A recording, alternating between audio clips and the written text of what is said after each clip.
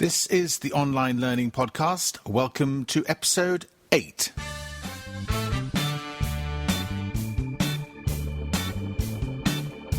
Are you making the most of the person you can be? Online learning is your gateway to expanding your horizons in a direction you may not even have thought of. Hello, I'm John COLLEY. Here on the Online Learning Podcast, we challenge you to find the online learning courses to take you to your next level. Expert in something? Why not create your own course and monetize that expertise? Come on, open this door with me and step inside the Online Learning Podcast.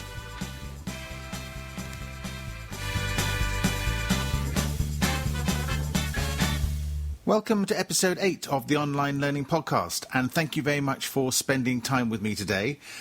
Today's interview is with Debbie LaChusa, who is the business stylist. Debbie's a branding and marketing expert, and we've got a fascinating discussion lined up, which I hope you'll get a great deal from.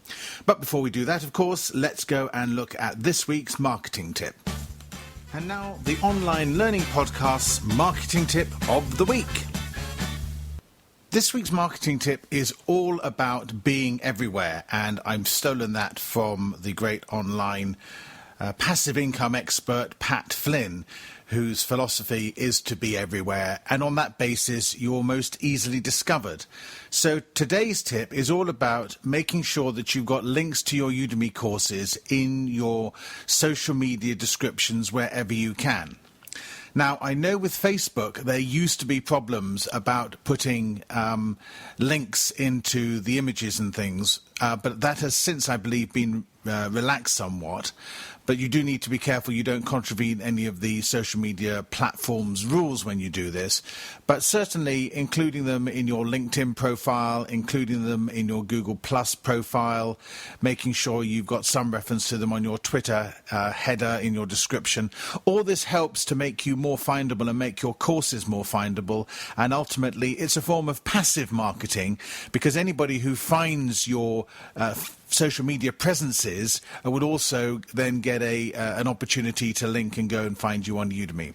So that's it. It's adding your Udemy course links wherever you can to your social media profile descriptions to make your Udemy courses more discoverable. Good luck with that one, and I'll bring you another marketing tip in the next episode.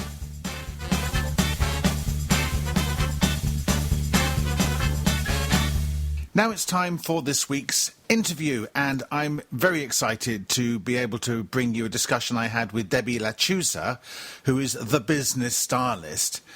Debbie has reinvented her business as the business stylist in order to help service professionals learn how to package, brand, market and sell their services with integrity and without hype. She's written a number of books, and she's got a couple of great courses on Udemy, which we're going to discuss. So let's crack on and get over, and let's have the interview with Debbie LaChusa. And now it's time for this week's Course Creator Interview. Today I'm really excited to introduce you to Debbie LaChusa, who is somebody who's been very active on the Udemy platform. And Debbie is known as the business stylist. Her expertise is all around packaging businesses, their brands and their services and their marketing. So I think we're going to have a really fascinating conversation today. Debbie, welcome to the Online Learning Podcast. Thanks so much for having me, John. I'm excited to be here. Yeah, it's great to have you. Could you just perhaps give everybody a little introduction to who you are and what you do beyond the little walk-in I've just provided, just to give people a flavour for the sorts of services you offer and the sorts of experience you've had? Oh, absolutely. So I'm one of those few people that's actually doing what I studied in college. I know a lot of people don't end up doing that, but I studied marketing and business in college and got out and worked in a lot of advertising agencies, worked in nonprofit, and in 1998 decided that I wanted to kind of do my own thing. And so I opened my own consulting business. And as they say, I guess the rest is history. I've had quite a few businesses since then. It's been definitely an evolution, but I've spent most of that time as an independent marketing consultant, working primarily with independent service professionals. So people like you and I, coaches, consultants, other experts, because one of the things that I realized after a few years in business is that there's a lot of people out there that were like me that have a lot of expertise and are really good at what they do, and they have this dream of having their own business and having the freedom and flexibility, and they get out there and they realize, I don't know the first thing about marketing. I don't know how to package and sell my services, and they're floundering. So I thought, what a great way to sort of build combine my expertise with my passion, which is, helping other people be able to create a very profitable business that fits better with their lifestyle. And so that's what I focused on doing. And I've had 8 different businesses since 2005, which some have worked really well, some not so much. And I'll tell you, I've learned probably more from the failures than the successes. And I've done everything from published books to information products to online training and private consulting work. So it's been sort of a long, winding road, and it's brought me to where I am this year, which is starting to teach for Udemy. Wow. It sounds like you don't take vacations or sleep much. I didn't used to. I'm much better about that now. Okay, glad to hear it. So how did you make the transition into creating courses, and in particular to creating courses online, which is really what this podcast is focusing on, the whole area around online learning? Yeah, I think I started in information marketing and creating info products back in 2005, and I thought it was a great way to leverage my time and stop trading hours, for dollars, which is sort of, I think, every service professional's goal, because there's only so many hours in a day, and it limits your income if you're only working one-on-one or privately. And I actually created a video training program a couple of years ago and was hosting it on my own site.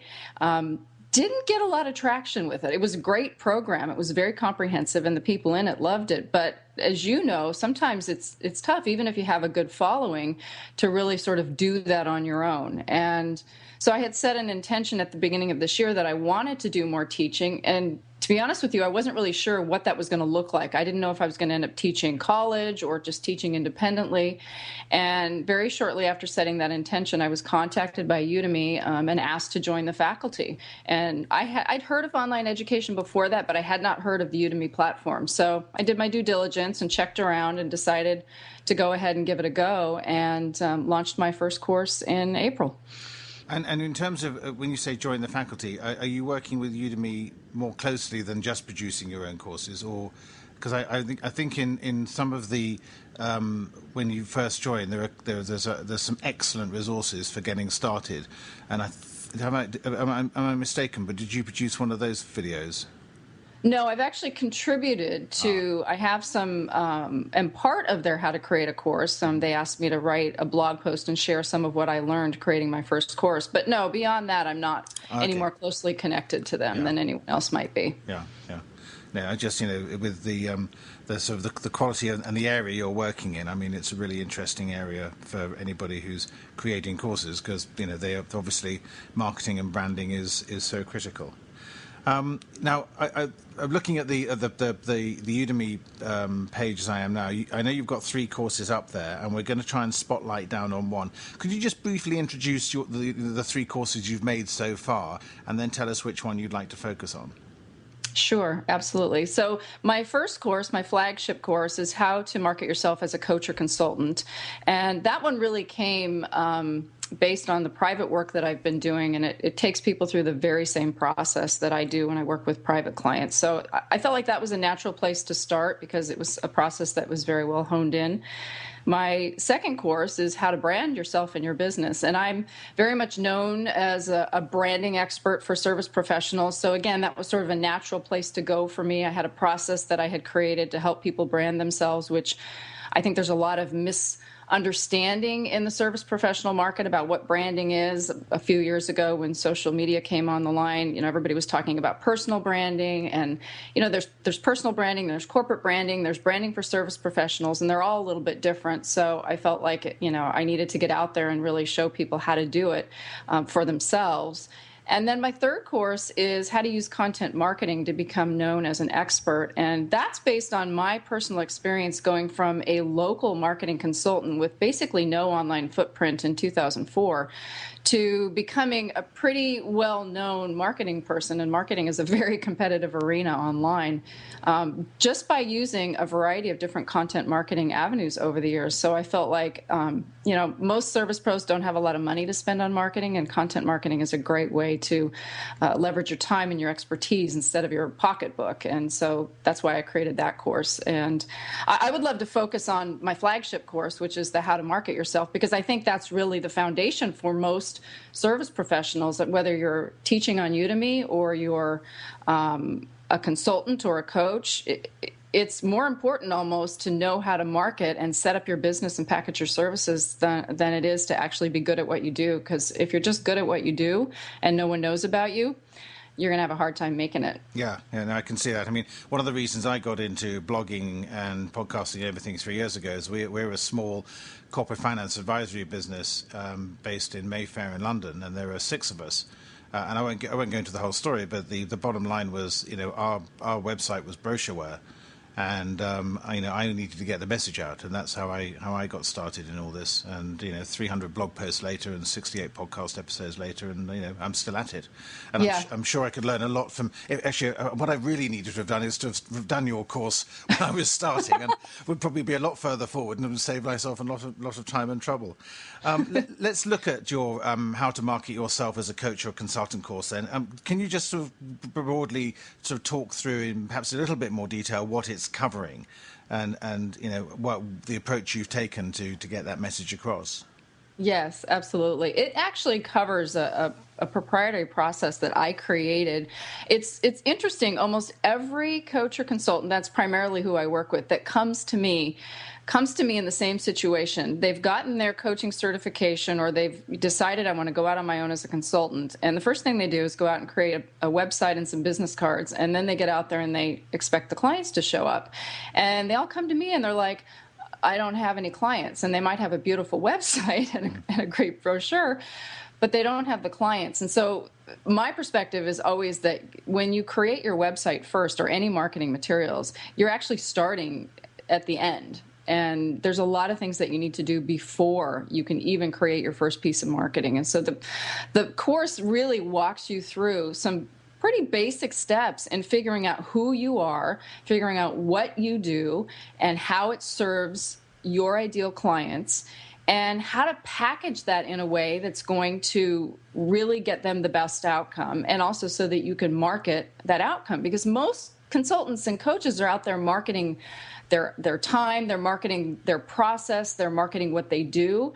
And I always tell people, with all due respect, nobody cares what you do. They care what it does for them. And so the course really helps take people through steps to translate what they do, which we all know really well what we do, into what it does for other people, and how to package it, price it, brand it, market it, and actually sell it, get it out there into the world. And so it's 7 steps, and each step kind of builds on the previous. And it's a very linear process, but it's a process, like I said, that I've probably put together over about the last 10 years, and really fine-tuned, and that works really, really well.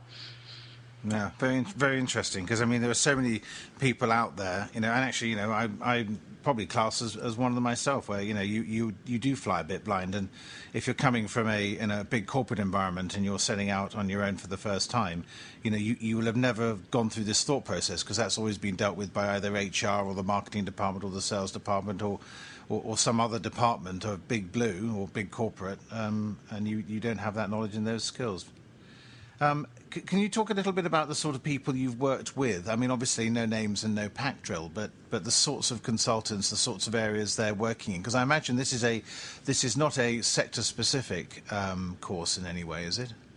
No, it's not sector specific. One of the things that I learned early on is that when it comes to marketing, if you know some basic principles, that they can be applied to anything. Now, I don't work with retail businesses, bricks and mortar and that kind of thing, and products, because I realize that that's a little bit different. But, over the years, I mean, I've worked with I worked with a lot of corporations and nonprofits, and then that turned into working with a lot of life coaches, wellness coaches, consultants in all kinds of different areas. I mean, really, I define my ideal client as somebody that has expertise and makes a living using that expertise. So whether you're an accountant or an attorney or a personal trainer or a life coach, I have worked with some photographers, although I will admit their marketing is a little bit different. But pretty much anybody that has knowledge and expertise, and they're either teaching their clients how to do something using that knowledge or expertise, or they're coaching them, consulting, working side by side, helping them with that expertise. Yeah. Or they're doing something for them using that expertise, like an accountant. Those are the types of people that I work with. Yeah, I bet there are lots of people listening to this now who are thinking, "Oh, yes, that's me. Oh, gosh, I get it." Right? No, that's really helpful. I like the idea of people who are taking some expertise, and it's a very very interesting way of sort of turning it around and looking at it, and then delivering that expertise to somebody. How would you describe? If you would sort of describe me, at point zero, at the beginning of the course and then after the course, can you talk a little bit about the sort of the benefits I will gain from the course and how I'll be different, how I will have changed, how I'll do things differently? Yeah, you will have a much clearer understanding of who you are as a business owner and what your business can do for people. So we take you from focusing so much on your process, on what you do, and getting really clearly in touch with, number one, who is the best prospect for you? Who is the person that you can best help? Because, John, you probably know this. We've all heard this. You can't be everything to everyone, right? It's sort of a mantra that we all hear, but most people starting out in business are really afraid to focus in on a particular audience because their fear is that they're going to limit the size of their business and they're going to limit their revenue. And so what happens is most of the time people start out way too broadly. And when you go through this course, it's going to help you really zero in on not only the people that you can best help, but the people that you will most enjoy working with. I don't know about you, but when I started out in business, my criteria for taking on a client was anybody that wanted to hire me because I needed the money and I didn't have any clients. And I learned really, really quickly that was not a good strategy because I ended up with clients that were not a good fit and neither one of us were very happy in the end. And I had to fire some clients and, it just didn't work out well. So I always tell people you need to get really clear up front so that you'll attract the right people. So you'll know who those people are, you'll know what their issues are, what they're looking for. You'll know how to package your services so that it addresses those issues. You'll know how to brand yourself so that you stand apart from everyone else who does what you do because, like me, there's a lot of other people who teach marketing. So why is someone going to hire me or even pay attention to me? I have to have a point of view. I have to have something that sets me apart. So I teach you how to do that so that you can not work so hard.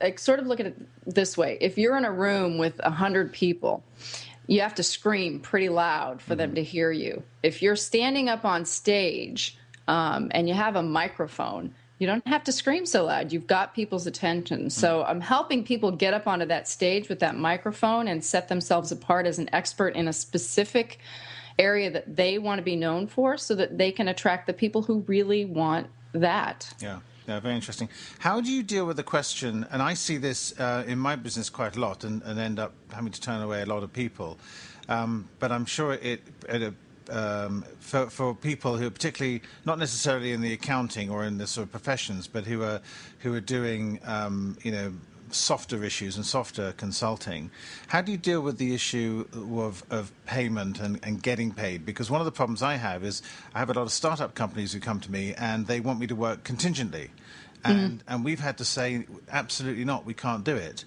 But the temptation is to say, well, come on, here's a great deal, we'll get it done, we'll raise the money, and then you'll get paid at the end out of the money that's raised. Is that an issue that you've come across, and how do you nail that one? Or how do you tell people not to get sucked into that trap? I learned early on, and I think because I came out of the advertising agency industry, and we used to bill retainers in advance. And so I kind of knew that model, but yet I still, when I started my own consulting business, I allowed clients to pay at the end of the month. And I learned really quickly that you spend a lot of time chasing down money, and you don't get to actually do what you got into business to do.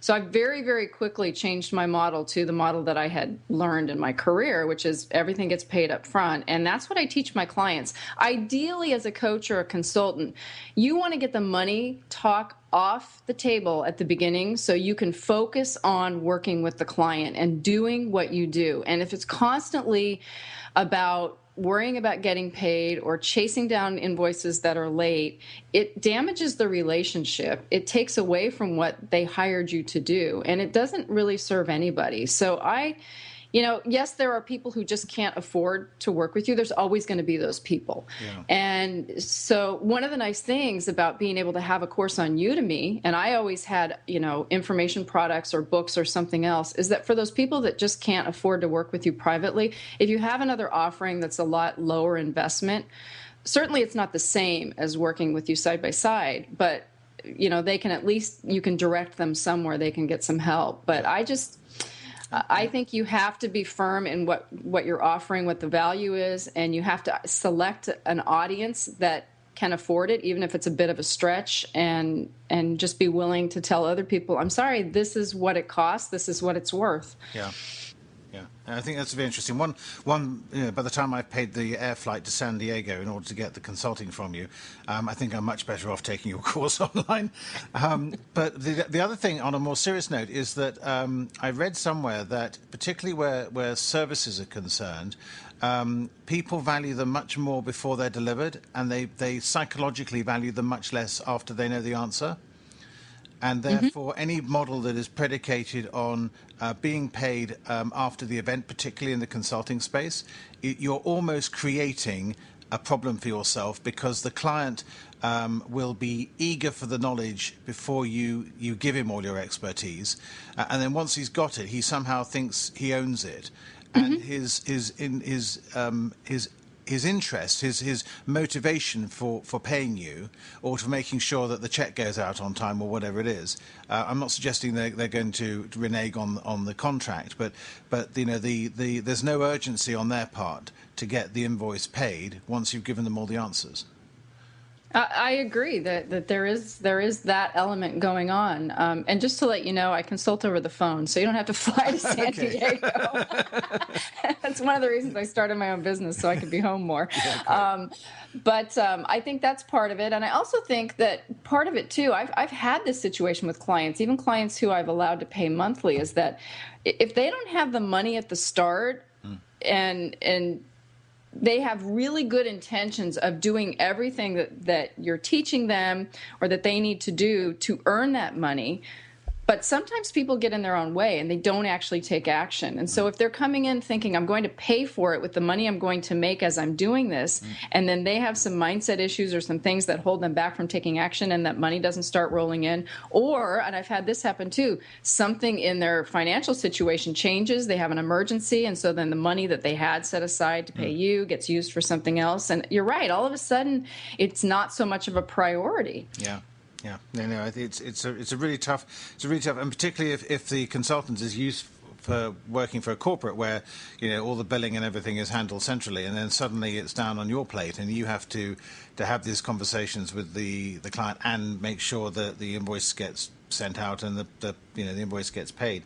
It's something, I think, starting out anyway, people can make some bad mistakes, and it can cost them a lot of money very quickly, very early on, when they're struggling to get paid for the work they've done. Yeah, and I'll tell you, I learned that lesson the hard way, because when I first started my consulting business, I was using a lot of subcontractors. And so I had a client that was paying me monthly, but was paying at the end of the month. And so I ended up playing bank for about 6 months, because I had people, I didn't want to hurt the relationships with my subs. So I was paying them and I wasn't getting paid. And I'll tell you, you don't ever want to get in that situation. No. When I talk to companies about cash flow, I say there are three boxes you need to worry about. There's your supplier's bank account, there's your bank account, and there's your customer's bank account. And what you want to be making sure is that the money going out of your bank account into your supplier's bank account takes as long as possible, and that the money coming out of your customer's bank account into your bank account happens as fast as possible. And that way, you have cash flow. The other way around, you have debt. Yes. And yes. so it's when it's really important to get the timing right, and not get caught between the two, because timing is everything when it's concerned. Let's move on a little bit before we sort of talk about how people can find the courses, and when I start sort of twisting your arm for an offer for people on the podcast. Can we just talk a little bit about the course creation side? And I like to try and draw out from the people I talk to. Their experience of course creation, and maybe a tip or two for, what you would say to course creators to help them, with their own course creation process. Yes. I think the number one thing, and I've created video training before. So for me, it wasn't something new, but obviously Udemy has their own guidelines and things, and I had to ratchet up the quality quite a bit from what I had done a few years ago. But the number one thing that I always tell people, it's going to take a lot longer than you think it's going to take. So you have to really map out the time. And it's, especially if you're like me and probably like you're already running a business and this is something that you're adding on. You really have to get the right equipment. So invest in the right equipment up front, because otherwise you end up spinning your wheels, and designate time to create the course. I mean, I set aside a couple of weeks when I was creating my first course to really devote on just getting it done, because otherwise if I had tried to just sort of do it here and there as I had free time, I don't think it ever would have gotten done. And I've pretty much done that with each course. But I think I see a lot of people posting in the studio, and I don't mean this as a slam on anybody, but a lot of people trying to do it on the cheap and posting test videos that the quality is not good. The lighting's horrible. The audio doesn't sound good. And sometimes they're really uncomfortable. There's not a lot of that you can do if you're not comfortable training other than just start getting practice. Yeah. But you can very easily remedy the lighting and the sound issues, and it doesn't have to be that expensive. I think I set up my whole studio for definitely less than $500. It was probably about $300. And I think you just have to make that investment if you're serious about this. Yeah. And I mean, I think I've done mine even cheaper than that, but then I'm a bit of a tight fist when it comes to, I'm always trying to sort of make the most of what I've got. And at the moment, my microphone is clipped to my father's 1952 Leica brass tripod. And it does very well, thank you. If it works, that's great, but you got a good mic. And so you spent the money where you needed to spend it. Yeah. No, I think that's great advice. I mean, the only thing I'd add to that is, one is if there's software involved that you're not familiar with, then it's worth spending some time before you start trying to make your course learning that software.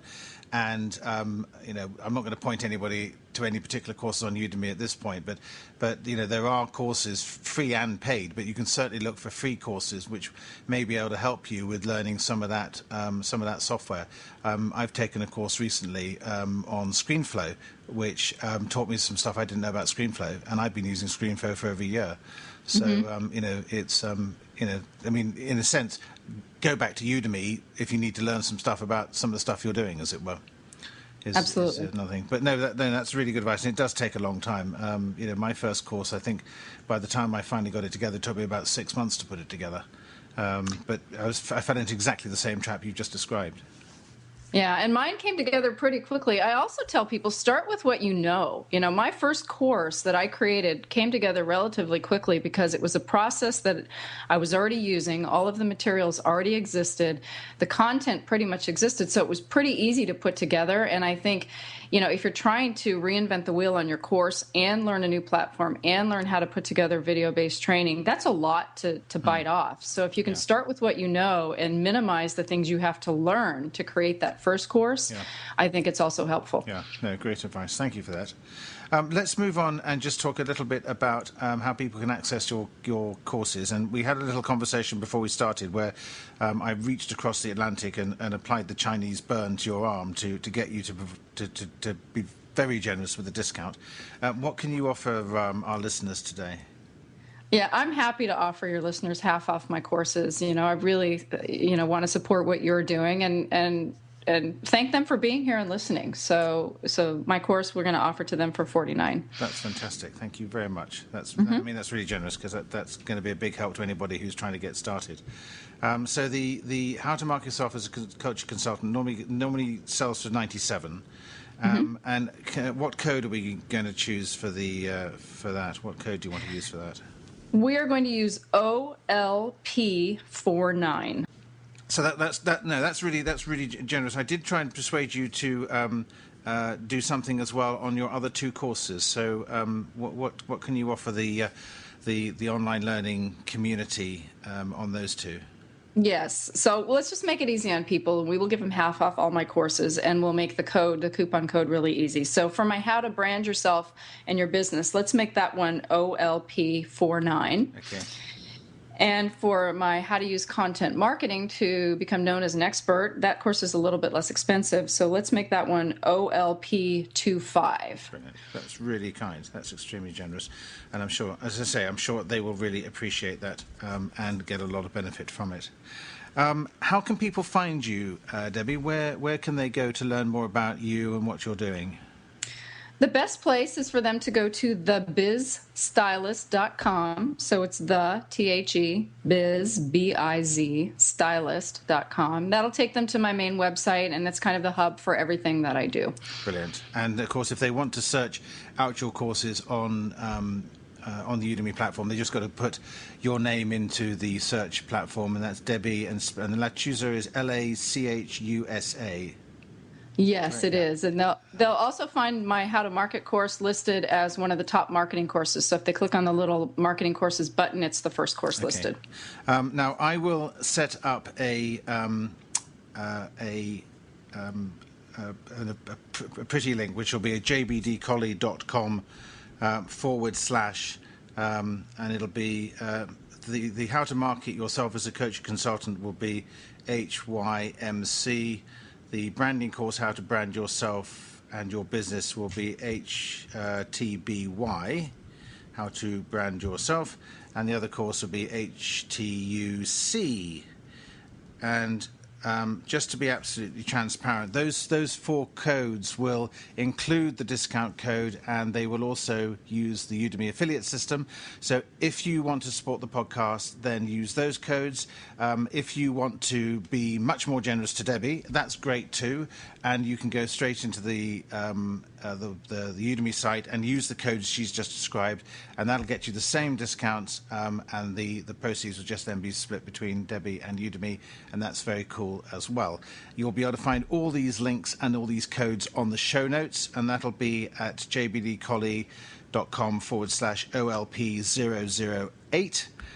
So if you need to go and check in the show notes what the links are, and you'll find the full affiliate disclosure there as well. So I want to be completely transparent. It makes no difference to what you pay, and you've got Debbie's very generous discounts there.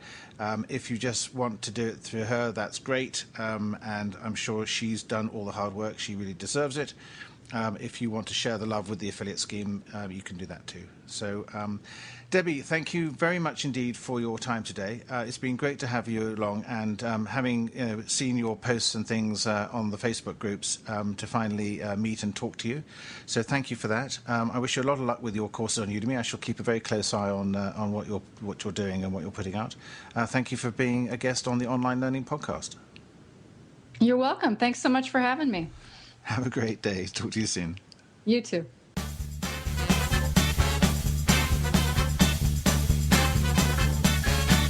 Debbie, thank you very much indeed for your valuable time. That was really interesting, and I'm sure there are lots of coaches and consultants out there who are rushing to get your course from Udemy with those fabulous discounts, and I thank you for those too.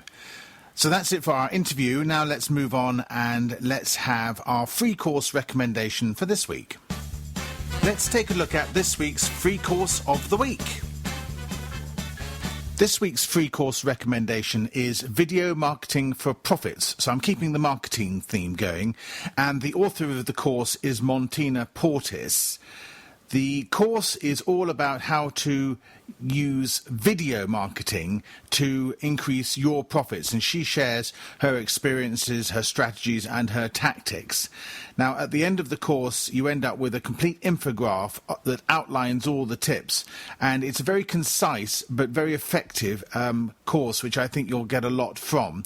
There are 12 lectures, there's 30 minutes of content, there are over 1,200 users taking the course, and she's got 28 reviews, most of which are 5-star. So I think it's a fantastic little course. I think you'll learn a lot from it. Montina's got also a whole series of other courses, and maybe we'll get her on for an interview in the near future. That would be great too. But she's a prolific course creator, and I think this course is a fantastic place for you to start, particularly if you want to improve your effectiveness in your video marketing. So the course recommendation for this week, the free course recommendation, is Video Marketing for Profits, and the author is Montina Spark Wisdom Portis.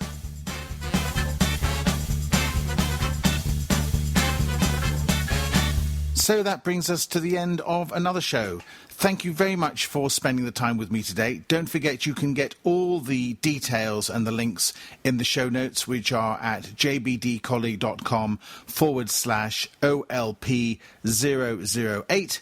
I hope you've enjoyed the interview with Debbie, and I look forward to seeing you in the next episode of the Online Learning Podcast. So that's it for another episode of the Online Learning Podcast. I really appreciate you being with me. If you enjoyed the show, I would really appreciate it if you would go over to iTunes and leave me a rating, preferably a 5-star rating if you think it's worth it, and a comment. And then if you email me, john@jbdcollley.com, that's Juliet Bravo Delta Collley.com, I will send you a free coupon code to my Udemy course, An Introduction to Startups, which has got 40 minutes of video teaching you all about startups. So thank you very much for spending time with me today, and I look forward to seeing you in the next episode. This has been the Online Learning Podcast.